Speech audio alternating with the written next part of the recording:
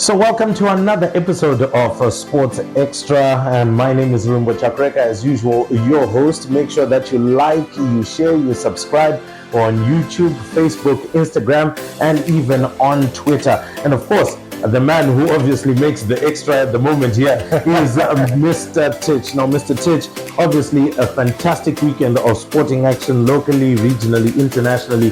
Definitely a lot to talk about. A lot to unpack, obviously. It's a long-suffering Manchester United fans.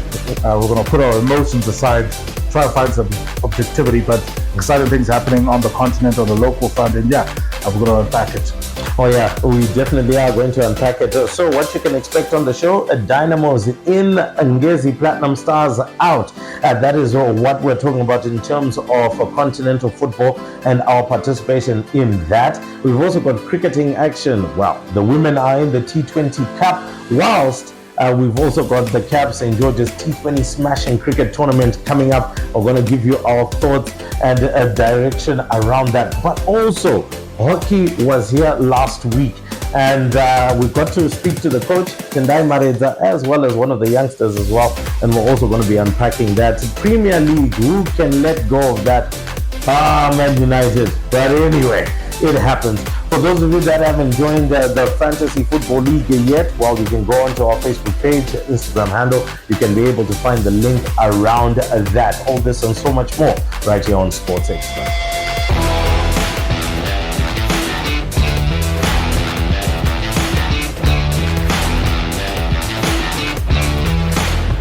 All right, so welcome back, and let's dive straight into it.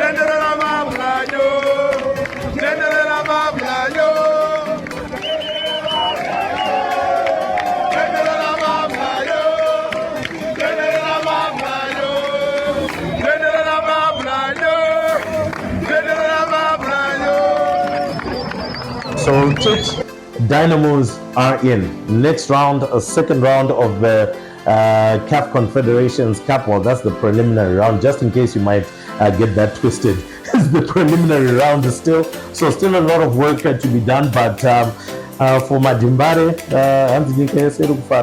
well, I don't know if that translates to the continent, but Dimbare just doing just about enough to progress to the next round. Obviously, 1-0 on aggregate, not the most flattering scoreline, and maybe just a continuation of some of the issues that we've seen the Devil, the Glamour boys in the local league. They've struggled to find goals. Their front men have been blunt. You look at these two legs, first in Botswana, when they picked up that 1-0 win at home and at the National Sports Stadium in Botswana. Tanaka Shandira was the goal getter for them. Weren't able to get on the score sheet. Yes, we can give them a bit of slack because obviously this time around, different settings. When you're away, I think you're more concerned with game management. But for Lloyd Chigo, I think this is only his fourth or fifth game in charge of Dynamos. I haven't seen too much yet in terms of saying, all right, they've turned the corner from the struggles that they had with Genesis Mango, because they were still a team that was comfortable on the ball, but their challenge was always around goal scoring, and that hasn't really changed because they scored 1 in 2 games. So let's see how they fare when they take on Orapa United from Botswana in the second round. Well, look, ultimately, at the end of the day, when you do participate in continental football, goals will definitely matter for you to progress, because it's always first leg, second leg, and things like that. And for you to actually manage the game, as you're talking about, you need to manage it with something to leverage from. This time round, they had something to leverage from. If they end, for example, in an away match, let's just say it starts away, and Orapa United ties them down to 0-0. It means on your home turf, wherever that will be, of course, you will now have to open up, which is something that may not necessarily be too comfortable as you're looking for that. But what is our major challenge in terms of local football when we talk about scoring goals? Dynamos is not the only one that seemingly struggles to score goals. I think the reality is we suck at the basics. If you watch an average Premiership League game, for example, I think one critical element, you look at set pieces, whether it's your corner kicks, whether it's your free kicks, or some goal kicks, if you want to talk about building up from the back. The efficiency with which those become half chances or are converted into goals is really, really disappointing. I mean, you watch other international leagues, not even just in Europe, but even closer to home, whether you watch the South African Premier Soccer League or what's happening in Zambia or Tanzania, a set piece has almost become like a penalty in a way. It's an opportunity to challenge and sort of test the opposing team. But with Zimbabwean teams, Dynamos, chief amongst them, when they get those set pieces, I think they tend to struggle. You makes you wonder, what are you guys doing on a Tuesday afternoon at Alex Sports Club or wherever it is the teams are training? And then secondly, I think the issue of this lacking quality in number 9s. You look at the players right now who are topping the goal scoring charts locally. I think outside of Taimon Matope from Zimbabwe, I think he's probably the only recognizable number 9. But you look at William Manondo and even Kama Billiot, they're almost number 10s. Diminutive, they're just good, very good technically, but not your traditional number 9. And I know the game has evolved where people are playing with a front 3. There are times when people play with a false 9. Dynamos has tried all that. It hasn't worked. So I think, yes, they might celebrate that they're through to the next round, but I know Mablanya will probably be thinking, I really need to find a long-lasting solution if they want to make history and go into the mini stage and challenge teams from across the continent. They're going to have to find a way to find those goals. Oh yeah, because you've obviously got the likes of the Esperances, the Al Alis. They will not, waste any opportunities or chances at going forward. Ngezi Platinum, what went wrong? Ngezi Platinum Stars, I think it's the same cancer because remember, goalless in the first leg, which was in Zambia, and then when they traveled away to DRC, it was always going to be a tricky tie. They ended up losing out on penalties 4-3, but it's that same situation, that same scenario. You just can't score. And the irony now, when you look at Ngezi Platinum Stars in the off-season, they did bring in Obrio Trinda, who was amongst the leading lights and probably one of the most exciting forwards. Chakunda Benura, he was the Golden Boot winner domestically. There were the likes of Cloud Mapoka, but we just don't have that finesse and that ruthlessness in front of goal. And I think, especially when you look at Ngezi Platinum Stars, they're a team that seem to be solid in every department, but just you almost want to just gift them somebody who might not even do 3 or 4 touches a game, but is going to almost. I think if somebody can even have a 50%, a number, 50% conversion rate, I think that's what our teams need because we hardly create the chances. Definitely, and when you don't, then ultimately you get punished. So unfortunately for Ngezi Platinum Stars, they are out of the running for the CAF Champions League, losing 4-3 on penalties. Just as you heard Mr. Tich say, they had 2 legs that ended in a 0-0 draw. Let's quickly now go on to the local football scene. Kasolaga Premier Soccer League, Zimbabwean moved to the top with that 1-0 win courtesy of Walter Msona. Let's talk a little bit about Walter Msona. Now, it has been said before that Knowledge Musona has come out point blankly and said that Walter Msona is a better football player than I am, but unfortunately does not exercise the discipline, put in the hard work and everything that could make him the phenomenal football player he could become.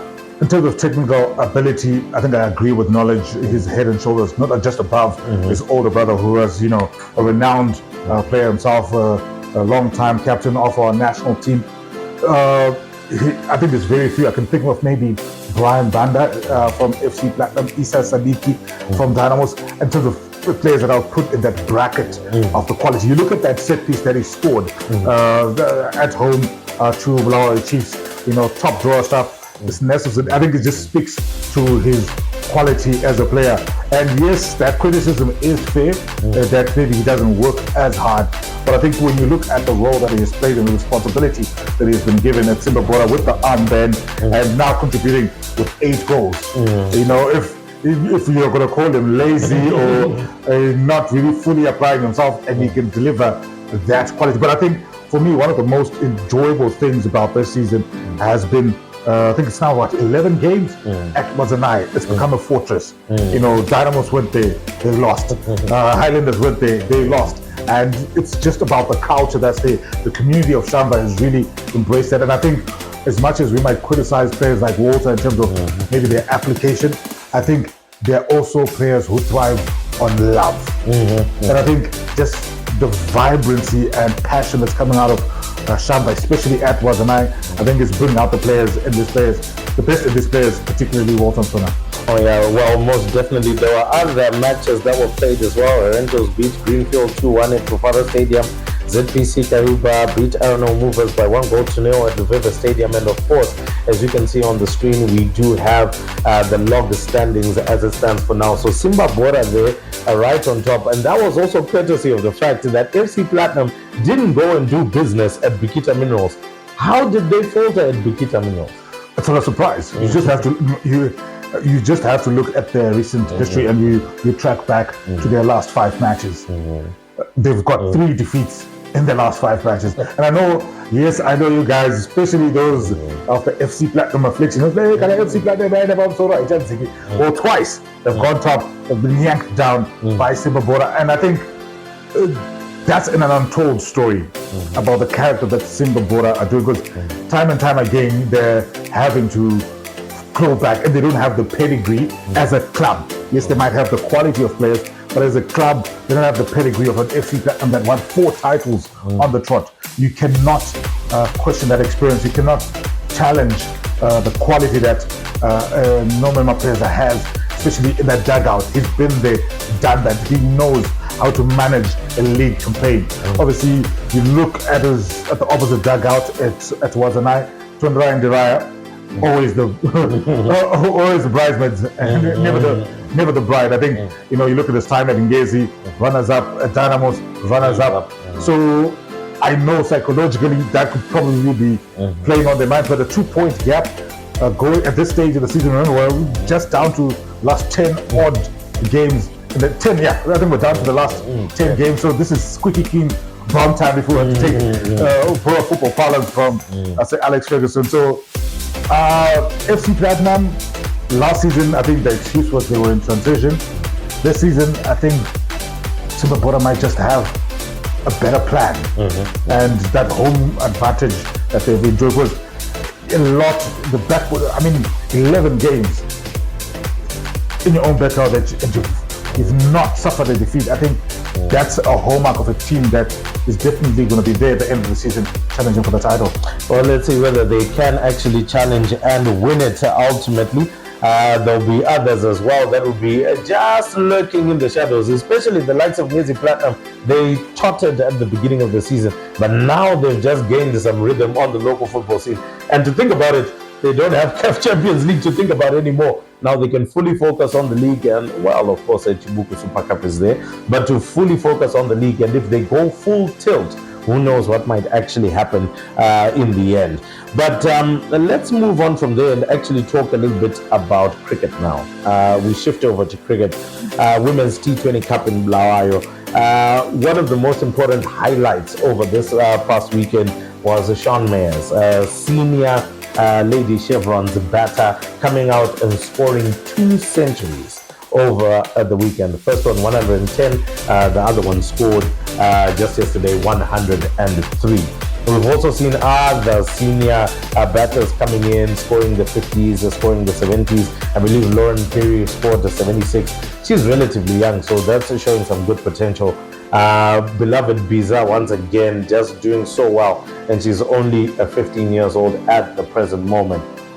Now, one of the master strokes which we want to discuss right now is the fact that Zimbabwe Cricket put in the under-19 women's cricket side to play as part of the Women's T20 Cup. How much of a masterstroke is that? I think we have to give credit. I've quietly enjoyed the systems, the structure, and the competitiveness that has been cultivated by Zimbabwe Cricket. I think, you look back over the last 4 or 5 years, they have come under intense criticism in terms of maybe some of the choices and decisions that they've made, but there's a certain vibrancy that's within our domestic cricket right now. I think last week we were just talking about the NPL in the women's side. We had the 50-50 challenge. You quick turnaround time already. We're going into the T20, and I think when you look at the gap that is there between the Sean Myers, the Mary Ann Saunders, the Chipomugeri Tiripano, I think they've been playing at the highest level for close to a decade, and they have been the mainstay. And then you come to a ring lower where the next generation is coming, led obviously by amazing all-rounder Achilles and Ndlovu, but for the likes of beloved leagues that will also be coming in, I think it speaks to continuity. It's great that Sean was able to get those 2 centuries during the weekend, but I'm more excited about the all-round abilities of Achilles and Ndlovu. I'm more excited by the fact that Lauren Perry, who is traditionally stronger with the ball in hand as an off spinner, is able to come and score a 76. It shows that the competitiveness and the competitive action that is being afforded the teams, especially our women's team, is paying dividends, because we're seeing development, we're seeing growth, and especially I think Sean can actually be a metaphor of how our game is evolving, because I think as much as she had done well at international level, or even when she's had stints playing outside the country, she's never really delivered on the domestic front. So I think for her to come through and do what she did over the weekend just speaks to say, you know what, yes, I can cut it here as well. And it also lays down a marker to the upcoming generation, because you know what, as you look at someone like Kelly Ndlovu, I'm a big fan of her, but you kind of look at her and look at maybe with the bat, she might look at Chipomgeri Chiripano as somebody. She might look at Mary Adams as somebody. But I think that's what these youngsters need, people to chase. And I think when the likes of Sean perform the way they did, it's only good for our game. All right, and actually talking about that as well, is it something that we also need to consider for our men's team, because they also go to an under-19 Cricket World Cup. And I think we saw the variance in terms of class between themselves and South Africa. When we played South Africa, we were just all at sea, and these were arguably our best talent at home. Do you think that it's now time maybe for Zimbabwe Cricket to start considering, let's get an under-19 team at least participating in the 50-over championship, in the NPL? I think with the men's team, Zimbabwe, especially the Chevrons in particular, I think there's been a huge crisis of confidence over the last years, and I think that has created a lot of self-doubt even within the Zimbabwe cricket structures in terms of the direction to go. I think, we've had Dave Houghton come initially as the coach's coach, director of coach. Hamilton Masareza was director of cricket. All those different things happening, and it's because we are in this weird space where we want to be competitive against the best nations in the world, but the under-19s or the under-20s, the Wesley Madeveres, the Brendan Mavutas, the Clive Madandes, Dean Myers, Brian Bennett, all those guys, they're not the gap between what we're getting from a Sikandar Raza, a Craig Irvine, or Sean Williams, and what was being delivered by Wesley Madere is too huge. So even then, you kind of feel like what was happening, I think, with that team that went to the African Games, which was basically an under-20 side, with what we saw with the emerging side taking on South Africa. I think under-19 might be a step too low for what we're trying to do. I think that sweet spot within Zimbabwe A cricket, emerging side, and just making sure like what's happening with that tour of the UK, that we feed into that. Let's not put pressure on the Emmanuel Bowers who are just coming, Matthew Skonkin, who was doing quite well. We're going to talk about the St. George's T20, but I think they need to be given time, because I'll give you a very good example. Look at the way Wesley Madevere's career has stagnated. At under-19 level, he wasn't just one of the best players in Zimbabwe. He was touted as one of the best prospects globally.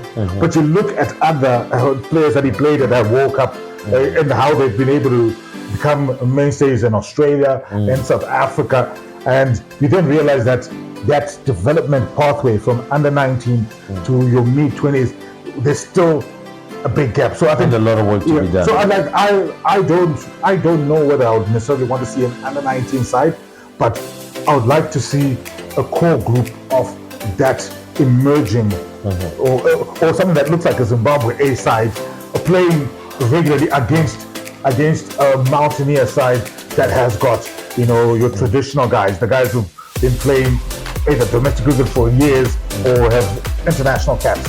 All right, I would come in and I would want to argue that point. And obviously, you can come in with your comments. You're always free to do so, whether it's going to be on our Facebook or it's going to be on this YouTube channel.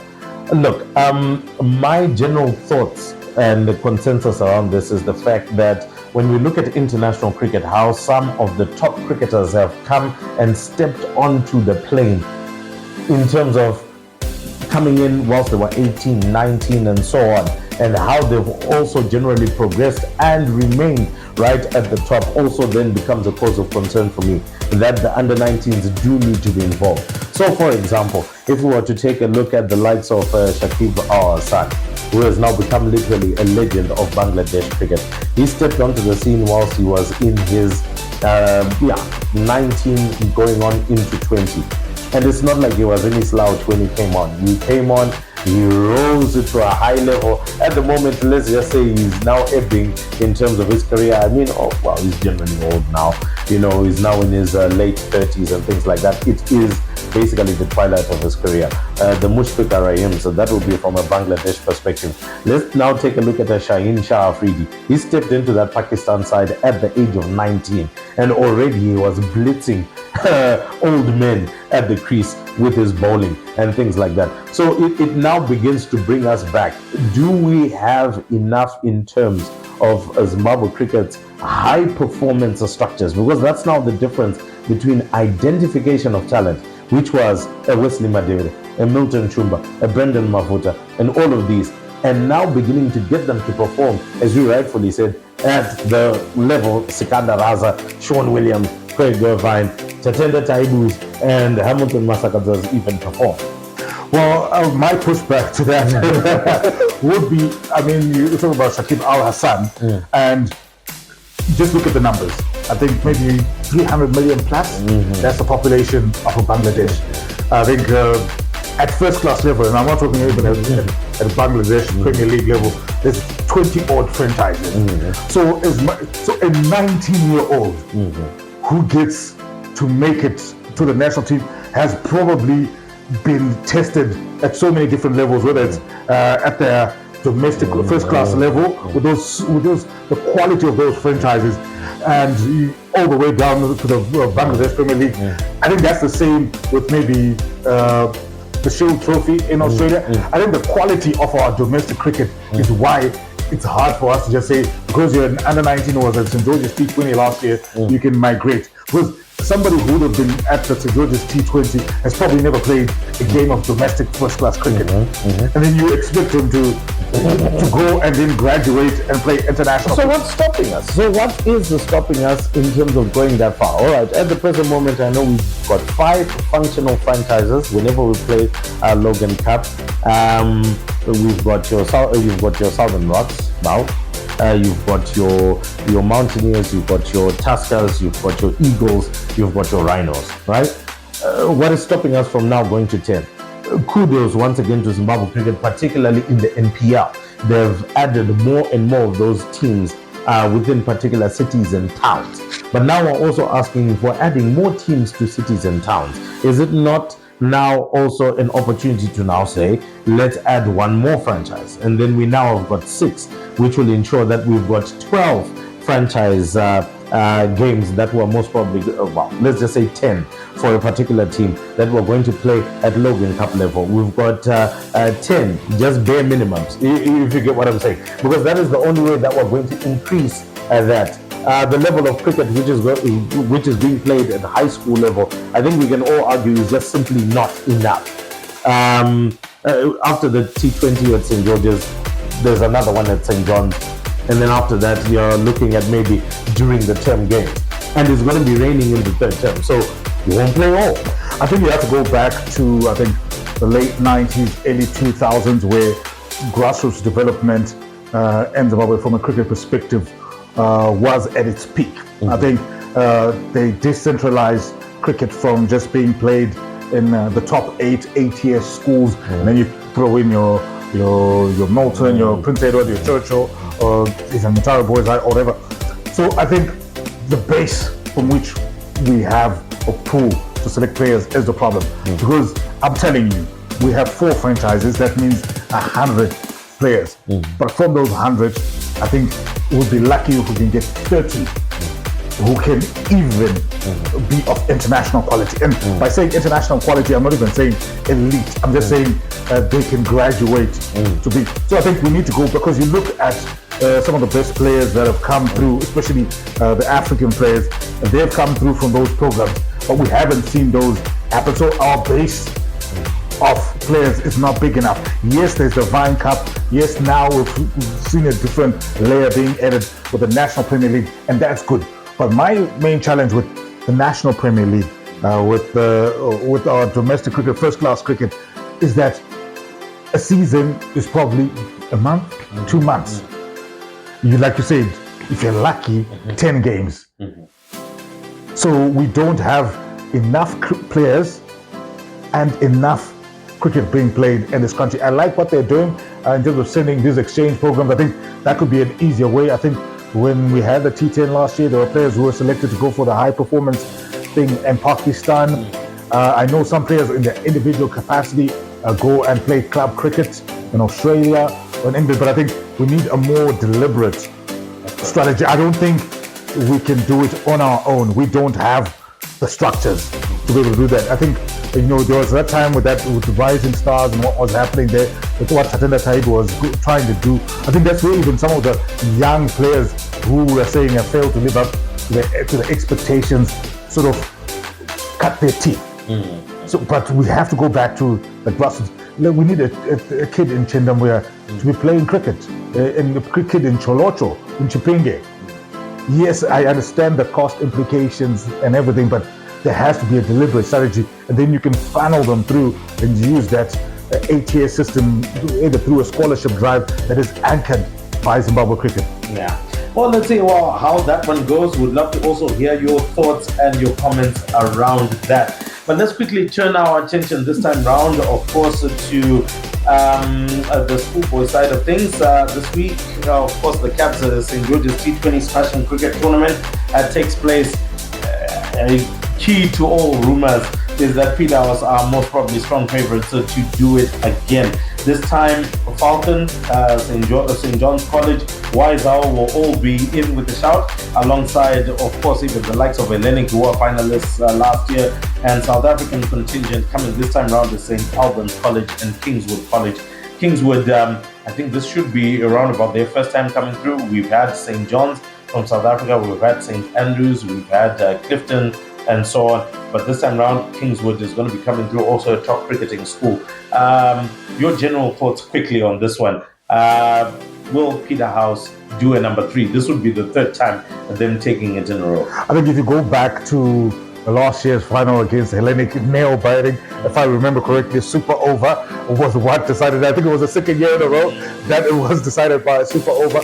So I wouldn't then necessarily say that Peterhouse will walk away with it. I think Hellenic will challenge. I'm curious, I haven't really followed them, but after their exploits during the rugby season, I'd love to see St. George's, the host school, also do well, because for me that sort of feeds into what we were talking about it, because they've sort of cast their net wide and are trying to give an opportunity to children from all walks of life who might not necessarily be your average ATS student. So I believe we can be able to get more players from that. Because you look at the Peterhouse team from last year, and I think maybe we are lucky if there's 2 or 3 who are even still playing domestic cricket. Most of them have gone to uni and are probably lost to our system. So Peterhouse's success for me does not mean anything for our development. But at St. George's, a Prince Edward, a Churchill, I think that can, and I would love the Peterhouses to be able to create, to soak in the best talent. Because obviously they have better facilities, better coaching, but let's have a base of players who are scooped from all these different schools and are polished at the Peterhouses, at the Hellenics, at the Falcons. All right, so your prediction? Okay, Peterhouse to win it. All right, fine. So let's proceed from there. Let's talk a little bit about hockey now. In hockey, the Zimbabwe women's side made it to the 2025 Africa Cup of Nations. Unfortunately, the men's side not able to go around to qualifying, and that is now becoming very concerning, because losing out to Zambia was actually a non-entity in years gone by. But now it's become a reality. Zambia has improved, has done very well in terms of their own development. They are going to be joining Namibia in, of course, the Africa Cup of Nations next year. But we went ahead and we spoke to Coach Tendai Mareta. Yeah, true. Very proud of the girls. Like from the beginning, we had 13 people getting their first caps. It's a very young team, so I'm very proud of the girls. Like you could see that the progression from when we started training to where we are now, it's actually very huge, and that's a good sign for Zimbabwe hockey. So I'm very proud of the ladies. All right, let's talk about the issue of Zimbabwean hockey. Right now, we've seen the likes of Namibia. They are speaking away. Zambia seems to be really coming up strong. Yeah. You also had a pretty tough match against them. What does that say for Zimbabwean hockey, and what needs to be done? Yeah, so obviously there's a lot of factors that have stopped our progress in terms of Zimbabwe hockey. The first one being we're losing a lot of players after school to universities and all that. So when you look at it, we're always having a young team. And it's always not good to have a young team. You always need that experience. So we've got a lot of players that are out there. Look at previous under-21s from 2016 up until now. We haven't been able to return all those players, and that's experience that is gone, and we can't get it back. But the moment we can just maybe capture those players back again into the system, I think that's going to help, because you always want that experience with the youth also. Combining together, I think we're actually a strong hockey nation. All right, obviously there'll be a lot more to prepare for after this. What is the next assignment? Yeah, so the next assignment is the Africa Cup. Obviously a lot to prepare. Hopefully we can get the necessary support, the corporate support to help us, get those other players to come back in. I know it's very difficult sometimes, to get a player from the America or South Africa to pay for their ticket and all that. But once we can get that experience and all those players to come in, I think it's going to be great for us. Obviously, we have to also look at the preparation. It's quite costly for us at the moment, paying for the AstroTurf, paying for the players to come into Harare, people paying for themselves to come for training. So once we get that together, our preparations are going to be better, and we can actually go out there and prepare and compete at the highest level. So that was Coach Tendai with his thoughts. Now, we've got to understand a couple of things here, Tich. First and foremost, the composition of the team was very, very young, but continuity is not guaranteed. Challenges on preparations, that is inadequate game time, limited resources to get strength and conditioning, nutritionists to help with the preparation, lack of accessible facilities. And this one is a big one because private school AstroTurfs are proving very expensive. And apparently the St. John's AstroTurf has now increased its fees because it has now generally become the favorite home for Hockey Association of Zimbabwe, and it's expensive, and usually coaches and players have to actually shoulder the cost of practicing. Hockey needs to do better. Hockey needs to do better, but you can't blame St. John's. When you invest close to $1 million in a facility, I think Peterhouse almost did the same thing as well, and it says something about the Hockey Association of Zimbabwe that they are having to lean on schools and show that the structures that they've created are maybe not as vibrant. So we're actually not even going to be talking about the Premier League, really, which is where we're moving on to, but we have to anyway. United, you're going to be the death of me, I'll tell you that. All right, so obviously Man City, quick win against Ipswich Town, 4-1, Erling Haaland hat-trick.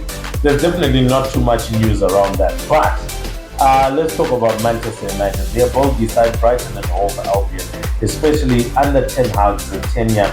He just seems not to be able to get past them. I think he's only won once against them. You know what, I'm going to say this, and I'm going to look directly at the camera for this. Brighton are far from being Manchester United's bogey side. Allow me to explain this. Manchester United are Manchester United's bogey side. They're their own worst enemies, and we saw it time and time again, especially in the game, obviously an unchanged 11 from Ten Hag. It's the decision making, and I don't know why we are starting with Mason Mount, because yes, he can press, but doesn't it make sense to bring him out later on when you're trying to manage or rescue the game? You have a talent like Garnacho starting on the bench. Zexi gives us a different dynamic. Bruno Fernandes, I think he looks like he's got the appetite for it, but he's lacking support Marcus Rashford, get out of that team. Get out of that. Respect us. Take off that jersey. Sit on the bench. Go dye your hair or something. But what about Sancho? Sancho, why are we doing that to Sancho? Is it because we just don't want him? Sancho did that to himself. I think they kissed and I don't know about making up, but I think if I was Sancho, I would look for someone else to go. I think that relationship with Ten Hag, given his headmaster tendency and his authoritarian style, even if they've shaken hands and say like, all right, water under the bridge, I don't buy that. I think let's ship him out. I think we've got enough. I think Marcus Rashford, there was rumors about Paris Saint-Germain. Let's go. Cash in. Cash in. I don't think he's got anything like it's. All right. Anyway, I've got a theory about why Manchester United is not being able to perform, and obviously, I know that there will be many comments around this one. All right. So first and foremost, let's just start off with the manager.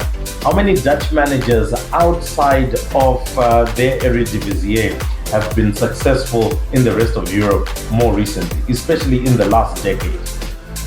Absolutely none. In actual fact, it was in the previous decade. Ronald Louis van Gaal. Ronald Koeman? Huh? Ronald Koeman? He wasn't successful at Barcelona. They were wanting to get that guy out of that place. Louis van Gaal, maybe is the last one. He's the last man, all right? Frank Rijkaard? Yeah, Frank Rijkaard. But that's also in the previous decade, you know? So it also begins to tell you a little bit more about the football philosophy within that particular country. You can succeed with it there in Netherlands, but you can't go anywhere with it. Others will then argue, Erik ten Hag had a great run in the Champions League. One run, he wasn't able to replicate. Yes, another excuse. The team was then dismantled just straight afterwards. But the fact is, the system could not replicate that success. And once they were found out, that was it. You know, I'll also jump onto that and say I think the biggest thing about Dutch football is Dutch football from a global perspective, we look at it with a sense of nostalgia. We're still stuck on that Cruyff era, that total football era, but people and different nations, Spain for example, has taken it and magnified it and modernized it and made it something different. Whereas you feel like the Dutch are still there, and you can see when you watch Man United. I think I was biting my nails that game against Brighton. So often, you know, especially now with the Dutch influence of players like Onana trying to build it up from the back and doing all these things, and it's all well and good if you can do it. But if the personnel that you have are not able to master that, we're consistently putting pressure on ourselves. And for us, for me, it's a mentality, because there's too many times where we've conceded late goals in games that we should have buried in the first half. Easily, very easily.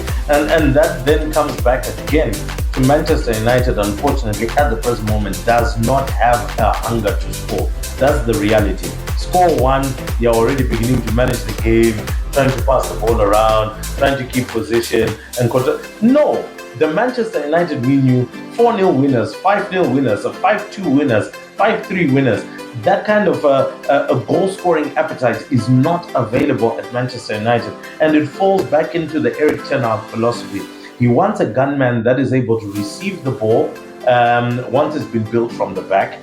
He receives the ball, brings others or the midfield into play. In actual fact, he wants to totally disuse the midfield when building up play. He's going to go to his defenders.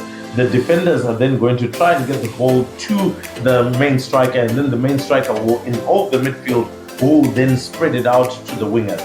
This is also testament to the number of goals that were scored by wingers last season. Of round about the 37 goals that Manchester United scored, 26 of them were scored by wingers. Garnacho, Anthony was in there, of course Rashford had 1 or 2 in there, and so on. The other 10 or so then came from Rasmus Højlund. Now, if we look at Rasmus Højlund, what kind of a striker is he? And I know many people have been, Rasmus Højlund, poor gunman, markup buys what? No, Rasmus Højlund is actually a very good gunman. The only way that you can use him is when he's running onto things. Crosses coming into the box for him to head or to tap and finish. But right now he's quite confused, because he's expecting wingers to be passing the ball to him in the box, and it never comes, because Garnacho is going for goal Rashford is trying to go for goal and no service is coming to him, so it's very difficult for him to score. Of this 15 or so goals that he scored entirely, that was Champions League, Premier League and so on and so forth, that he was able to score. If you look at them, all of them came as a result of a through ball that was given to him, or came as a result of a cross. Do you remember the cross shot that he got from Marcus Rashford in the Champions League? How he even headed that one towards goal, I don't know. Quite miraculous, but it was beautiful to see. But that begins to show you that the players are good, but the system itself is mundane, it's outdated, and it will not provide the success that Manchester United needs. I'm not going to say anymore, but Manchester United, guys. So anyway, that brings us ultimately to the end of this Sports Extra episode. Absolutely great, lots of discussion. Make sure that you get into the comment section, like, subscribe, share. Come on, we need to get into 1,000 subscribers. I know that we are still a little bit way behind, but we'll definitely get there with your support. So come on, let's click the follow button, let's click the like, the subscribe, the shares. Thank you very much for all of the support that's coming through. Remember, we're on Facebook, Instagram, Twitter, and of course, very soon, we are going to be getting onto the TikTok platform as well, so that you can be able to enjoy our content. Well, my name is Ruvimbo Chakoreka, your host, Mr. Tich. That brings us to the end. Until next week, cheerio.